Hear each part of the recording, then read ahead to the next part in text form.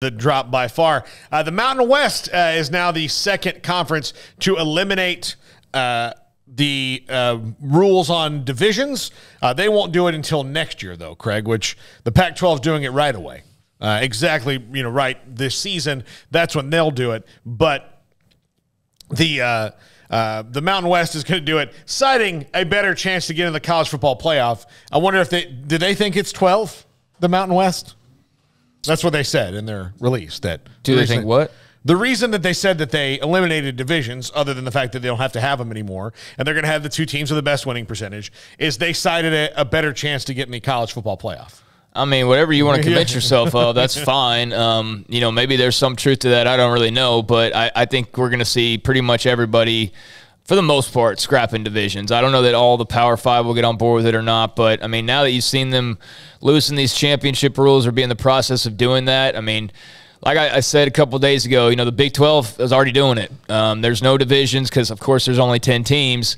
And then there was all this talk about what the divisions are going to be. It's like, well, maybe there's not any. I mean, maybe it's just these scheduling, bubbles that everybody talks about, or AKA the pods.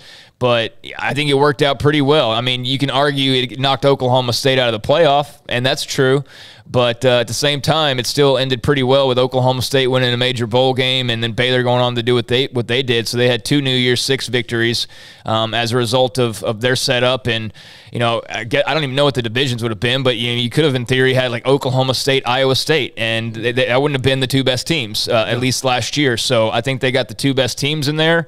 And everybody else that wants to jump into the best 2 teams fray, I think that's great. I know there are some downsides to it. I've seen people point out, well, like this school and this school and that school, they're not going to ever have a chance ever again. But then you go look at those schools they're pointing out, and they haven't had a chance in about 50 years, or they've only been there once in the last 30. So it's not really changing all that much and blocking out, like, teams that would regularly be there otherwise if there were divisions. I mean, okay, Duke's been there a few times or a couple times or whatever, but it's not as though you're like shutting down a dynasty by not allowing them the opportunity. You know what I'm saying? So I'm good with the getting rid of divisions. I'm sure there will be some point brought up by somebody that makes me doubt that, at some turn and think, oh, maybe this is not all the way a great thing. But for the most part, I like it. I like that we're going to see the 2 best teams in every conference facing each other for that conference's championship. That's the way it should be. Now, I don't know how tiebreakers are going to work. Yeah. I mean, what if you have 3 teams that all have 2 losses? How does that work? And it doesn't add up to where this team beat that team, beat this team equals this.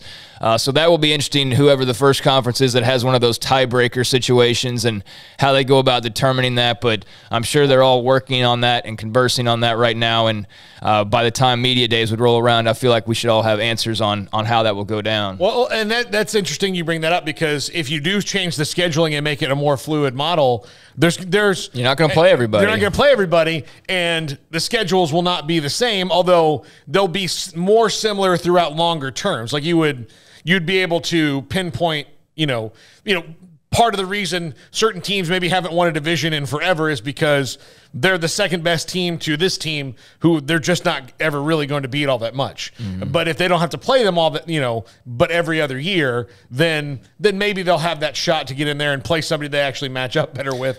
But I digress on that one. But there'll be those years where you 3-10-2 teams, and maybe 2 of them didn't even play each other at all. Right. Yeah. Yeah, and then how you go about determining that, if you go a point system or just the one common opponent they may have had or what common opponents they had, there's ways to do that. And, like with anything else, there's no perfect solution.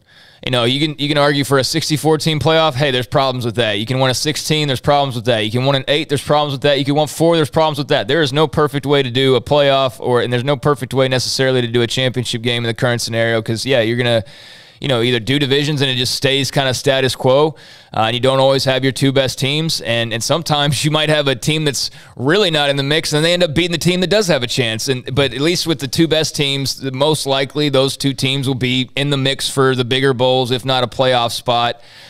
So, yeah, I mean, I like it. Again, there's going to be downsides to it, but that's going to be the case with any model they would have come up with. It wasn't perfect before, won't be perfect this way, but I do think at least initially it will be a bit more enjoyable. All right, well, we'll go to break.